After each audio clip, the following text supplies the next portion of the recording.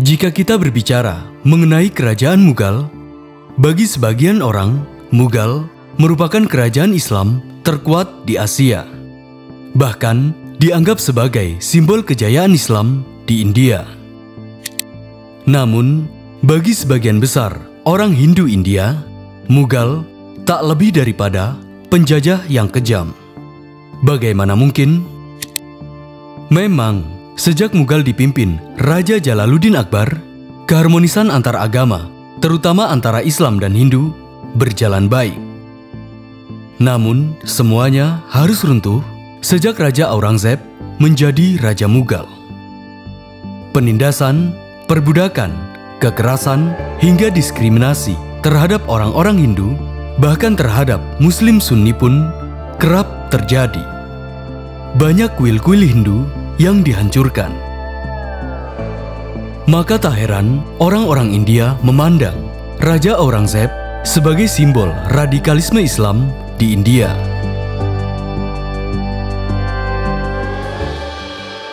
Lebih ironi lagi, orang-orang India juga harus menderita di bawah belenggu penjajahan Inggris. Lantas, mengapa Aurangzeb menindas orang-orang Hindu? Mengapa kerajaan Mughal bisa runtuh? Dan sejak kapan Inggris datang ke India? Video ini adalah episode kedua dalam seri sejarah India mengenai runtuhnya kerajaan Mughal serta awal daripada penjajahan Inggris di India.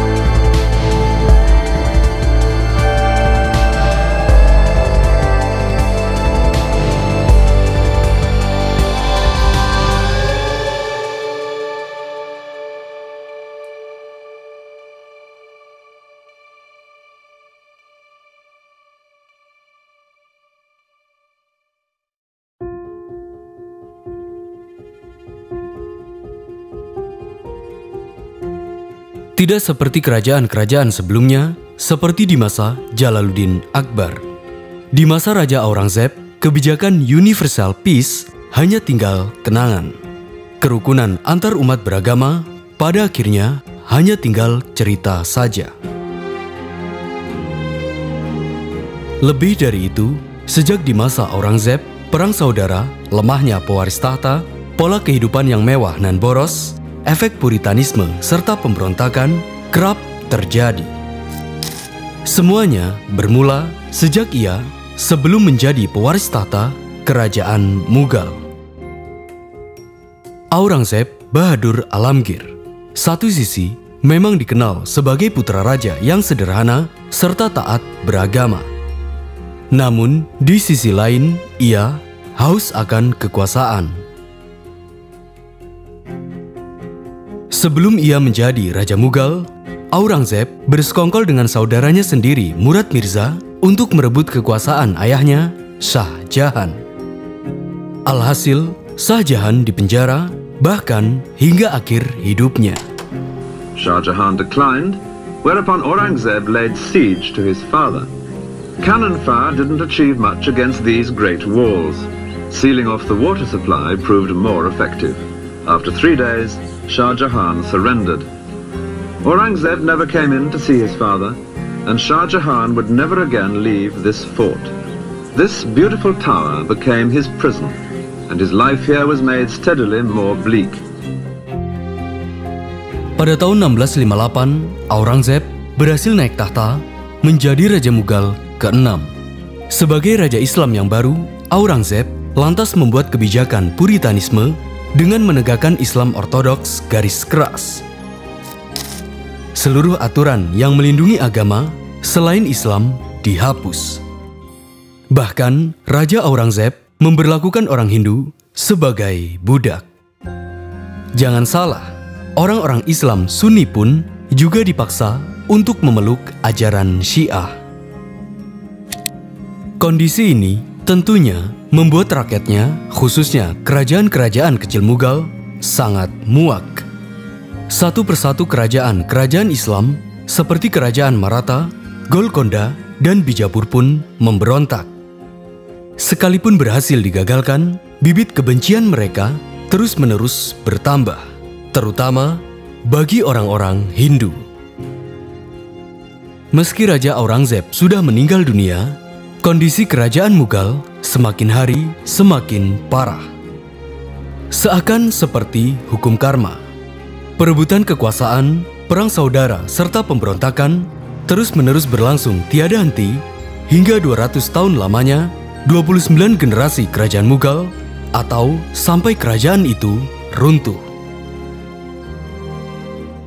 Namun, kita melewatkan satu hal lagi yang mengakibatkan kerajaan Mughal runtuh.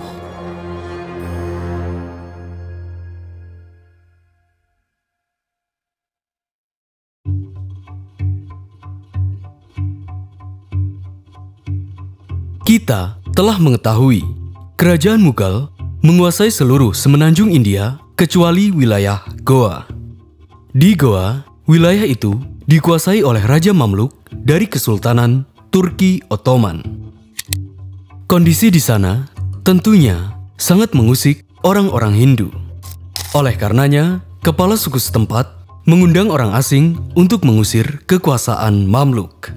Mereka adalah Portugis.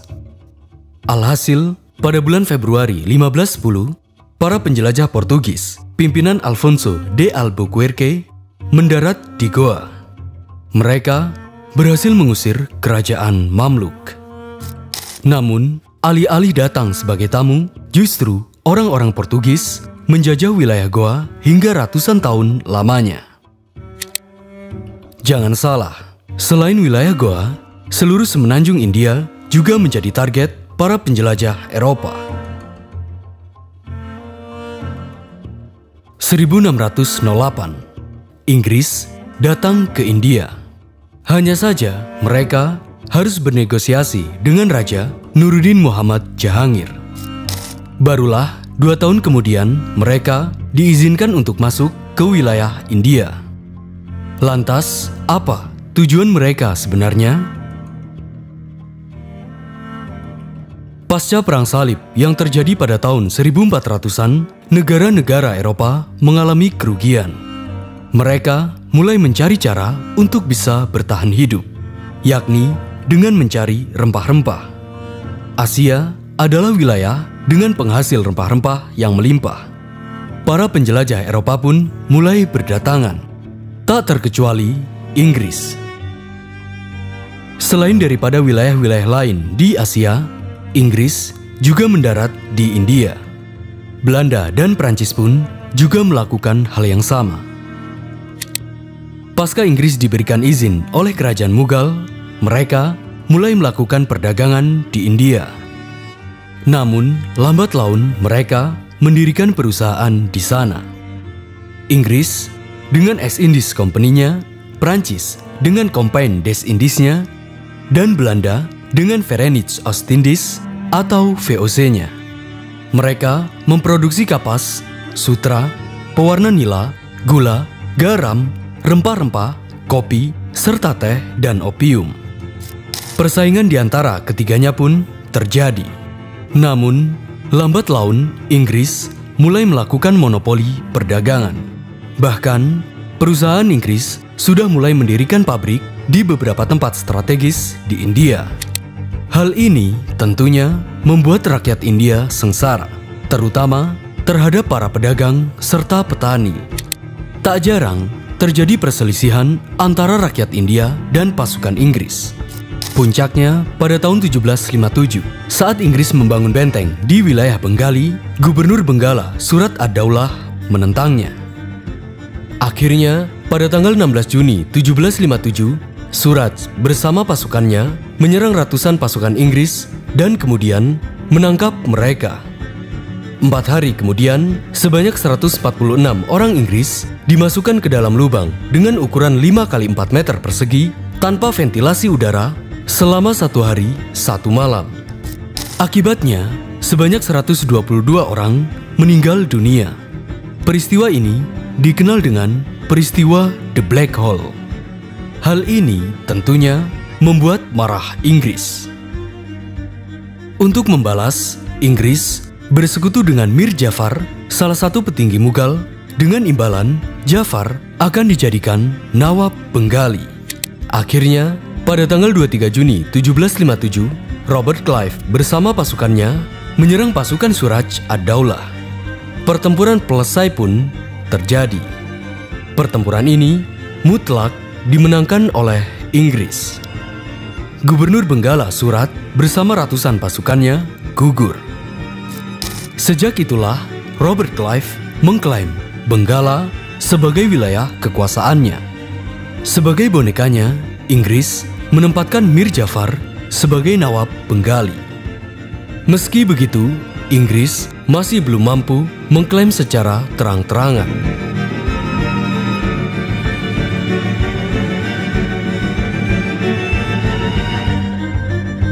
Kendati demikian, pada tahun 1756, Mughal dan East Indies Company melakukan perjanjian Allahabad yang menghasilkan bahwa Inggris harus membayar upeti senilai 260.000 pound sterling kepada Mughal.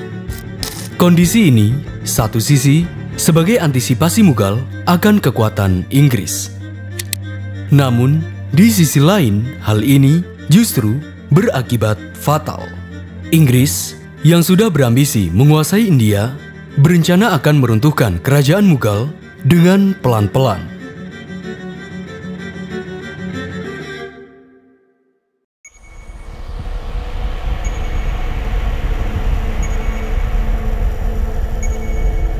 Persaingan perdagangan yang berujung pertikaian antara Inggris, Prancis, dan Belanda di perairan India telah berlangsung sengit.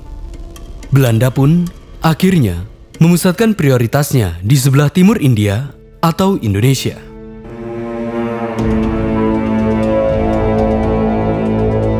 Sebagai akibatnya, pada tahun 1753 hingga tahun 1763, perang antara Inggris dan Prancis pun terjadi.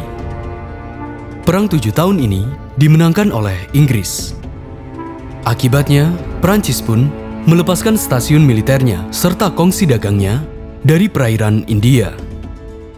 Sejak itulah, East Indies Company Inggris menguasai perdagangan di Asia selain daripada VOC Belanda. Namun, Inggris tidak hanya ingin itu. Ia juga ingin menguasai semenanjung India yang dikuasai oleh kerajaan Mughal. Kita telah mengetahui peperangan, perbudakan, serta pemberontakan kerap mewarnai kerajaan Mughal. Tentunya, kondisi ini diketahui dengan baik oleh pihak Inggris.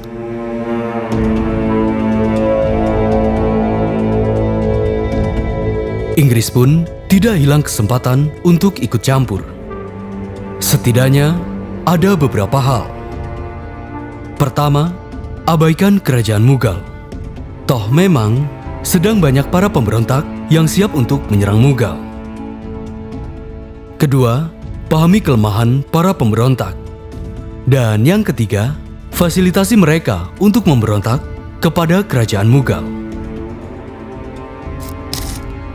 Pada tahun 1780-an, Inggris bekerja sama dengan kelompok Maratha, militer Gurkha dari kelompok Sikh, militer Sepoy dari Mughal, serta kerajaan-kerajaan kecil di bawah kekuasaan Mughal.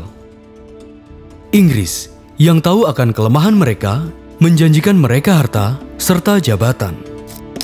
Alhasil, berbagai pemberontakan dari orang-orang Afgan, Rajput, Maratha, Sikh, serta orang-orang Hindu pun terjadi. Sekalipun masih bisa dipertahankan, kerajaan Mughal sudah terlambat. Sebagian besar wilayah yang dikuasai Mughal dikendalikan oleh Inggris. Hanya tinggal Delhi sebagai pusat pemerintahan Mughal yang belum tersentuh. Dan hanya tinggal menunggu waktu saja, kerajaan Mughal akan runtuh. Penjajahan Inggris di India pun dimulai. Dengan adanya penjajahan itu, lantas, apakah rakyat India diam saja?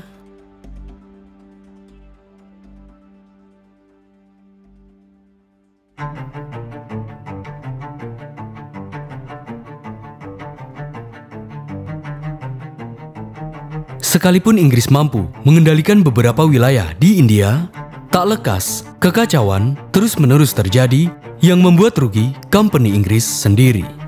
Korupsi, suap-menyuap, penyelewengan kekuasaan antara orang Inggris dan pribumi India semakin hari semakin merugikan perusahaan Inggris. Kendati demikian, beberapa saat akhirnya Inggris pun mulai merubah diri. Alih-alih sebagai kongsi dagang di India, Inggris mendirikan negara dalam lingkaran kerajaan di sana.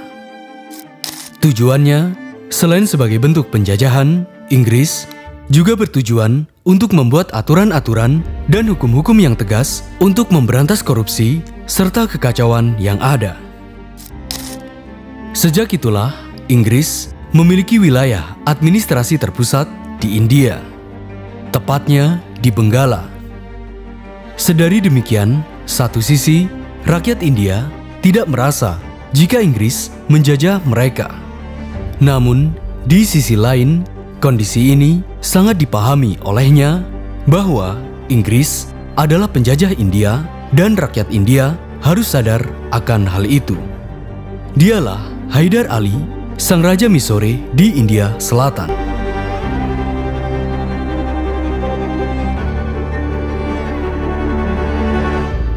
(1761). Setelah ia diangkat sebagai raja, Haidar Ali berambisi untuk mengusir Inggris dari wilayah kekuasaannya. Sesama orang India, tak jarang ia berusaha menyadarkan kepada mereka bahwa Inggris adalah ancaman, dan sebagai solusinya adalah mengusirnya. Alhasil, pada tahun 1769 pun, Haidar bersama pasukannya orang-orang Maratha menyerang Inggris. Peperangan Mysore pun dimulai. Peperangan ini berlangsung hingga 12 tahun lamanya. Menariknya, Inggris dapat dikalahkan. Namun, setahun kemudian, Haidar Ali meninggal dunia dan kemudian digantikan oleh penerusnya, yakni Sultan Fateh Ali Tipu atau dikenal dengan Raja Tipu Sultan.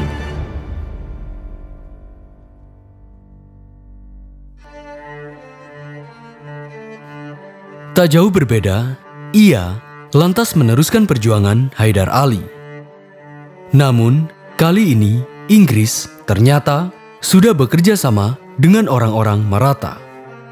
Meski begitu, Raja Tipu Sultan lantas menyerang Inggris. Namun, karena minimnya pasukan serta munculnya para pengkhianat, akhirnya Inggris dapat mengalahkan kerajaan Mysore. Dan pada tanggal 4 Mei 1779, Inggris membunuh Raja Tipu Sultan.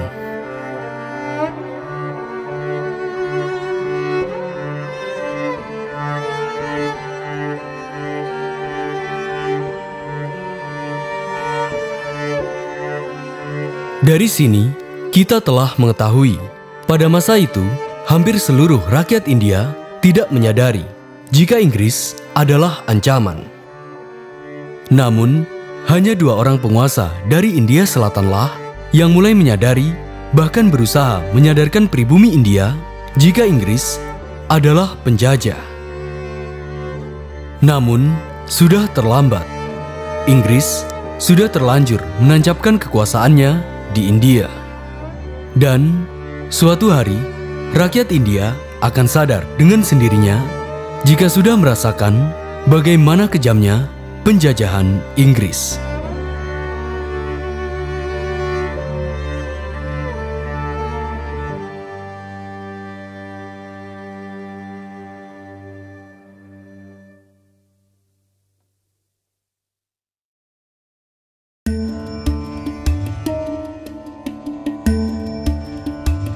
Kita telah mengetahui kekuasaan Mughal di India hanya tinggal wilayah Delhi saja. Hanya tinggal masalah waktu kerajaan Islam itu runtuh. Raja Mughal ke-17, Mirza Abu Zafar Sirajuddin Muhammad atau Bahadur Shah II, sebagai pewaris tahta, ia hanya mewarisi kerajaan yang sudah dalam keadaan porak-poranda dan tidak lagi berwibawa. Hampir seluruh tentaranya bergabung dengan Inggris, termasuk tentara Sepoy. Namun, tidak berlangsung lama.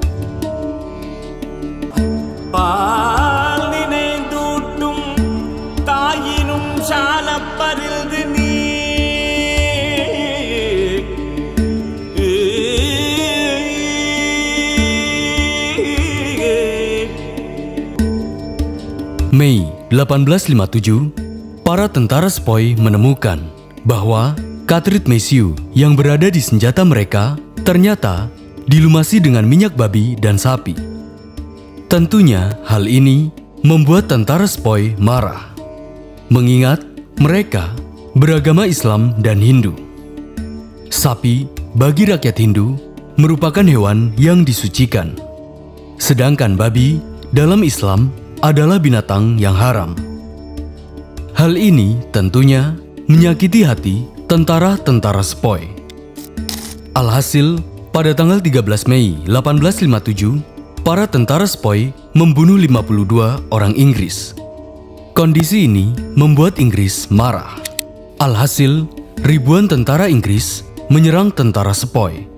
Pertempuran Sepoy pun dimulai. Guruve Sharanam, Guruve Sharanam, Guruve Sharanam, Pradosha Sivanayan Ma Sharanam. Pertempuran ini berlangsung hingga berbulan-bulan. Dan ironisnya, hal ini dimanfaatkan oleh Inggris untuk meruntuhkan kerajaan Mughal di Delhi. Benar saja, pada bulan September 1857, tentara Inggris mengepung Delhi. Raja Mughal Sultan Bahadur Shah pun ditangkap dan diasingkan ke Burma. Ratusan tentara Sepoy juga ditangkap dan kemudian mereka digantung atau dieksekusi dengan keji. Sejak itulah, pada tanggal 7 Oktober 1857, tepat di pukul 4.00 waktu setempat, kerajaan Mughal resmi runtuh. Dan sejak itu pula, Inggris berkuasa penuh atas wilayah semenanjung India. Lebih dari itu, kondisi ini sangat berakibat fatal. Berakibat fatal terhadap nasib pribumi India serta perpecahan antara Hindu dan Islam yang menanti mereka di kemudian hari.